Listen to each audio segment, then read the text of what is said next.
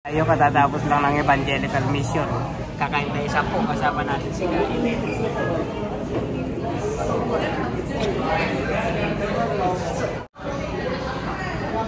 Kaya parang may part-time na rin ako. That's good.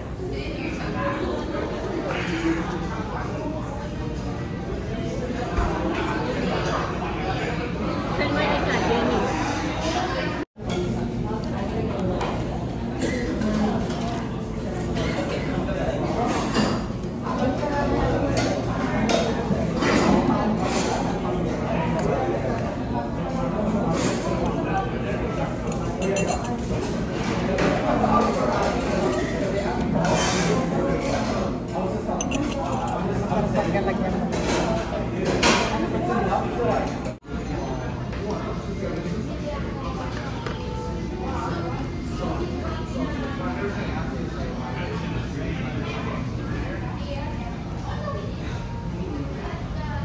Sarap.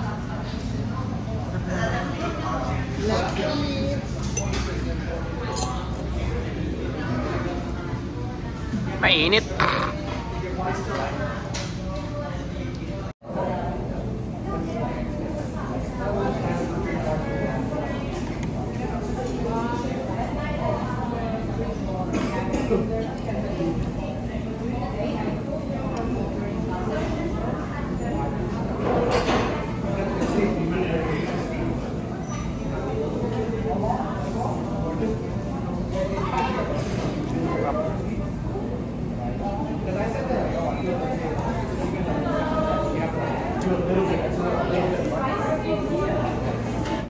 Hindi na nga eh. Tapos na tayo, oh. Wala na, malinis na.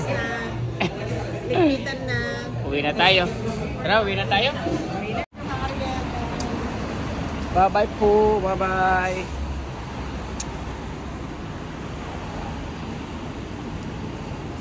Naiwan pa yung mga kasama namin dun. Dito kami sa Edmonds lang yan. Yan, Edmonds. Diba? Sa kanto ng Edmonds. Parking.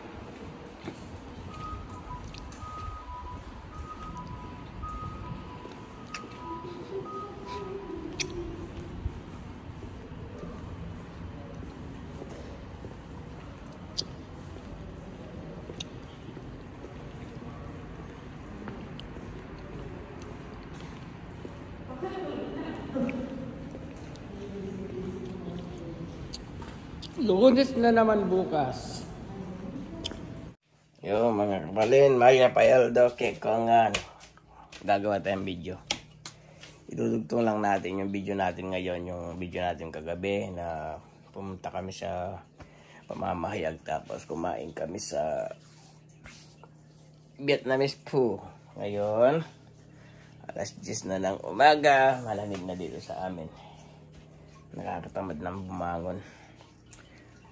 Kagigising lang natin, wala tayong pasok ng umaga kasi wala. Mamaya may pasok natin alas 3 pero ngayon magkape muna tayo.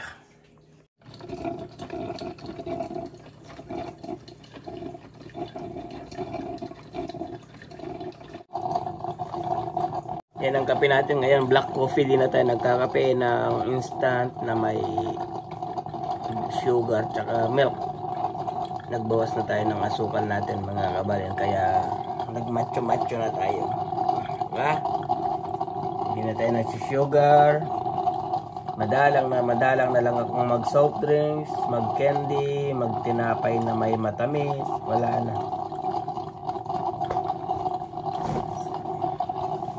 Ito na yung merienda natin, tinapay. Ang sakit lunukin.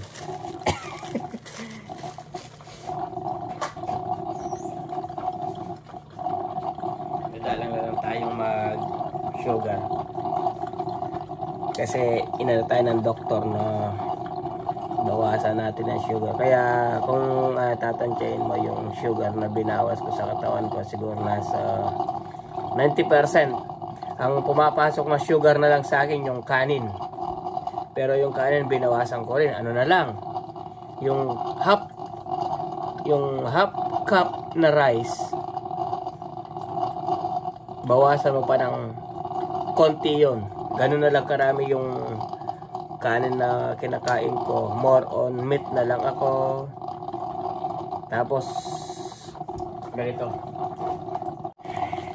Kaya umuulan ng avocado na lang lagi binibili ko. Ito na lang kinakain ko. Ginagawa kong palaman dun sa tinapay. Minsan ginagawa ko ng ulam, merienda.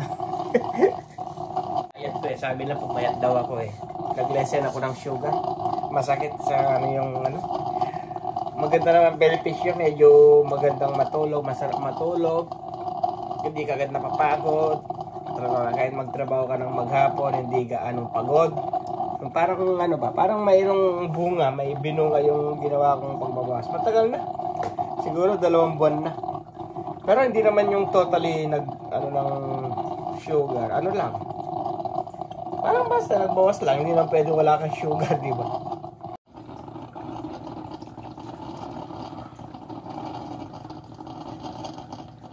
Tingnan muna natin dito sa labas. Uy, malamig na. Yan, malamig na dyan, no? Wala na yung bunga, konti na lang. Matibay pala sa lamig itong mint. Lalo lang siyang kay misis to tinanim nyo. Ito yung talbos ng kamote ko to, talbos, hindi siya kangkong. Ito yung talbos, ito. Buhay pa, papasok ko to pag medyo na. Gabi, tumubo yung gabi. Ito yung sili ko, dami po. Dami, pamatay na, papanalapit na mamatay yan. Tapos itong, kamatis, wala malamig na kasi mga kabalin. Wala na yung mga kamatis na matanda, Ito. Konti na lang yung bunga ng mga sayote niya. Ito mahirap dito pag malamig na, wala na. Kahit gaano kakaraming tanim, wala, maubos na. Pamamatay na lang, Sira na naman yung natin, yung outside natin. Ang tawag. Tabi muna tayo din sa bed, sa kwarto, tapos manood tayo. Malamig na naman. Ay, buhay Canada. Kapag ilaw, nasira na natin. Kala ko nasira yung ilaw natin. Buhay Canada. Tapos manood tayo. Yo mga kabalin, maya bayal dukikongan. Maga na naman. Ay, alas 12 na pala Yan, kagigising lang natin araw ng Martes. Idugtong na naman natin ito yung video natin ng Sunday at Monday kasi hindi na natapos-tapos. Ay, Monday, Tuesday na, Martes na. Siyempre, magano muna tayo. Kape-kape muna tayo. Nag-heater na tayo. May heater na tayo dyan kasi malamig na. Okay. Coffee time. Ito yung coffee natin. Nakaano pa yan Kumuha si Mrs. bago siya umalis yan. Nakasindi pa. Mag-black coffee. Halasin ko na to. Black coffee tayo. Diba? Kape muna tayo. Patayin natin to. Yung anak ko ginising ako kanina. Nag-gym daw siya. Patayin natin mga ilaw. Dito tayo sa kwarto. Tapos manood tayo ng YouTube. Maya maya lalabas tayo. Magpahinga lang tayo. Aray ko po. Ay sarap. Nasanay na ako sa black coffee. Parang sumasarap na yan. Di tulad dati parang wala lang. Ngayon okay na. Ay magkape lang tayo. Tapos pahinga. Hindi ko alam kung magluluto na tayo o lalabas. Trabaho mamaya. At least wala tayong trabaho ng umaga. Bali ang trabaho natin sa sa Friday. Double job tayo sa Friday. 6 ng umaga. Yung part-time ko. 6 ng umaga hanggang alas 2 ng hapon. Tapos diretso tayo sa kabila. Alas 3 naman ng hapon hanggang alas 11 ng gabi na yon. Pero hindi na tayo diretso sa kabila kasi uwi muna tayo. Malapit lang yung trabaho natin isa. Yung full time natin yung 3 to 11 full time. malapit lang siya dito, yung school ba, malapit lang dito sa bahay namin, mga 3 minutes drive lang. Kaya mula Vancouver ng alas 2 uwi, makakarating siguro ako dito mga sabi mo ng 30 minutes. Nalobat ata yan. Charge natin. Sabi mo ng 30 to 40 minutes yung biyahe kasi traffic na yung ganun eh. Charge natin. Yan. Charge pa. Yan. Naka-charge siya. 30 to 30. Sabi mo ng 40 minutes. Tapos pagdating dito, yung baunin, yung babaunin, magre-refill ng tubig, pupunta sa kabila ng alas 3. Trabaho hanggang alas 11 na naman. Ganun lang yung trabaho dito mga kabalen. Yung sa pang-umaga ko hindi naman araw-araw yun eh. Ang binigay kong availability doon Sunday, Monday, Wednesday, Friday. Pero minsan di man ako binibigyan ng 4 days in a week. Kaya okay lang. At least nakakapagpahinga. Total ano lang naman yun eh. Pandagdag lang, di ba? Kaysa sa trabaho tayo ng trabaho ng araw. Dati sinubukan ko magtrabaho ng isang linggo pero Webes. Kasi Webes pagsamba ng umaga. Pero linggo yung pero yung linggo walang problema kasi pag uwi ng bahay wala naman akong trabaho ng hapon kaya kahit na matulog ka hanggang Lunes, di ba? Sinubukan magtrabaho ng Lunes, Martes, Miyerkules. Sunod-sunod yun. Alas 5 pa ng madaling araw yon, alas 5 hanggang alas 11 ng gabi. Sumakit na ulo ko. Tapos nung Webes, syempre gigising ng mga bandang alas 3, pupunta sa kapilya, may pagsamba ng alas 5. Tapos Biyernes na naman, ganun din, tuloy-tuloy. Medyo naano ako kaya medyo inalis ko yung Martes ko doon sa trabaho kong pang-umaga. At least yung Lunes, kahit napagod ng Lunes ng hanggang hating gabi, matutulog ka naman ng Martes kahit na magising ka ng alas 12 ng umaga, alas 12 ng hapon, walang problema, di ba? Pero ngayon, kape-kape muna tayo. Ito yung ano natin, pampagana, pampagising, pampatulog, kape. Maniwala kayo sa akin, pampagising ko ito, kape. Bago ako matulog, magkakape ako para makatulog. Ganun, maniwala kayo. Hindi na kasi natapos-tapos yung video ko eh. Tutuloy ko na lang, dudugtong ko na lang yung linggo na may pamamahayag kami. Tapos kumain kami sa labas after ng pamamahayag. Tapos Lunes, kahapon. Nalobat ata kahapon kaya di ko natuloy. Nawala na sa isip ko. Kaya ngayon, Martes na. I-upload na natin to para mayroon tayong video. Kahit paano. Alam ko naman yung mga nanonood sa akin, nasa 5 million na nanonood. Namimiss na nila.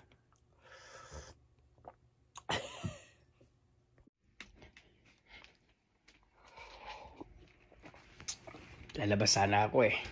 Gagala ako bago pumasok. Kaso wala yung susi ng sasakyan. Ginamit ng anak ko. Nag-gym daw.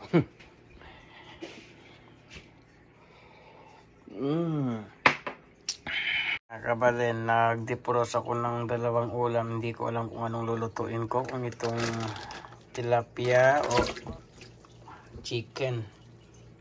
Ano lang ko yung ibe-bake ko lang siya. Hindi ko alam kung anong ilulutuin ko dyan sa dalawa. Pero dinepros ko. Tapos lagyan natin ng ganito. Bumili ako ng avocado para ito yung ginagawa kong kanin. Avocado. Ay... Ano kayang gagawin natin dito? Steam baked tilapia tapos avocado na may patatas. Yung baon natin. Mamaya na, isipin muna natin. Ito na yung panahon namin ngayon mga kabalen. Malamig na. Umuulan-ulan na. Yan o, lamig nga eh oh. Hindi ko pa na-harvest yung aking mga sili doon. Yung mga sili ko doon, hindi ko pa na-harvest ito. Kunin ko na kaya ito para di na masira. Yan ang dami oh. Kumuha ko na ako dyan eh. Alisin ko na ito, tapon ko na yan, kamatis. Tatago na natin yung ibang walang laman. tulad nito, tago na natin kasi next year na naman gagamitin yan. Ito papasok ko siguro to. Tingnan natin. Talbos ng kamote to, sayang din to. Marami rin siyang ano. Pinakinabangan na natin tayo, nagkuha na tayo ng araw. Ito, pasok na tayo. Malamig eh. Malamig na. Ganito yung ano dito. Pag ganitong panahon na wala ng picnic, camping. Malamig na. Ito na lang ang ating mga kabalin. Oras na. Lagyan lang natin ng konting asin, pampalasa. Tapos lagay natin sa air fryer. Yan lang ang baulin natin. Lagyan natin konting, nagluto si AJ ng fried rice. Nilagyan niya ng turmeric tsaka egg. Tapos lagyan natin ng avocado. Diba? Yan lang ang ulam natin. Ano ba? Dito na lang. And then preheat natin. Yan mga kabalin. Isa tayo. Tada natin ito trunk. Trabaho na naman. Ayan yung aking baon, no? Ayan. Okay. Alis na tayo. Mag-aalas 3 na naman. Ayan. Okay. Ano ba yan? Ayan. In-adjust na naman ni AJ ito. Masyadong malayo. Malaki kasi niya. Yo mga kabalin, lista tayo.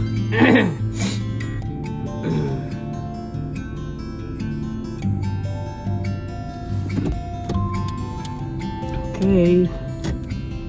Babay na. Sa susunod na naman. Bye bye.